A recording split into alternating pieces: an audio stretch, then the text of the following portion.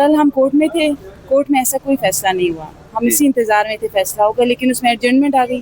ایک دم سے ہمیں جب رات کو پتہ چلا ہے کہ اس طرح کوئی آرڈر ہوا ہے, that was very shocking for us, کیونکہ ایک اسپیکنگ آرڈر بھی نہیں تھا کورٹ میں, کوئی ہمیں کچھ پتہ ہی نہیں چلا. لیکن یہ ہے کہ یہ تو انویسٹیگیٹ ہونا چاہیے کہ آرڈر کیسے آیا, کیسے یہ انٹرٹین ہوا اور یہ کیسے فیصلہ آیا, کیونکہ کورٹ میں ایسا کچھ نہیں ہوا, ہم کورٹ میں تھے. تو آپ کہہ رہی ہیں کہ ہڑتال بھی پھر نہیں ہونی چاہیے, اس کا مطلب ہے جب فیصلہ کورٹ میں نہیں ہوا, بعد میں فیصلہ ہو گیا, تو اس فیصلے کے خلاف تو ہڑتال ہونی چاہیے نا پھر.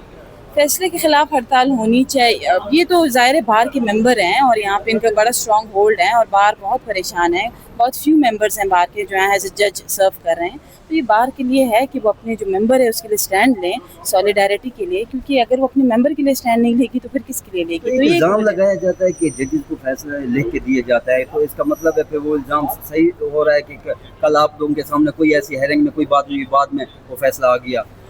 دیکھیں جج کے پاس ان لمیٹیڈ پاور ہوتی ہے, ٹھیک ہے, ڈسکریشنری پاورز ہوتی ہیں.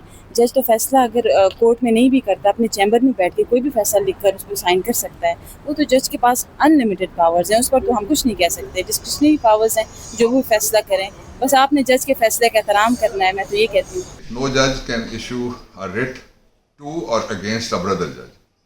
کہ جو کوئی ایک جج ہیں اس لیے کہ ان سب کے اختیارات برابر ہیں, وہ دوسرے کو رسپونڈنٹ سمجھ کے اس کے خلاف, لیکن یہ اصول توڑا گیا ہے.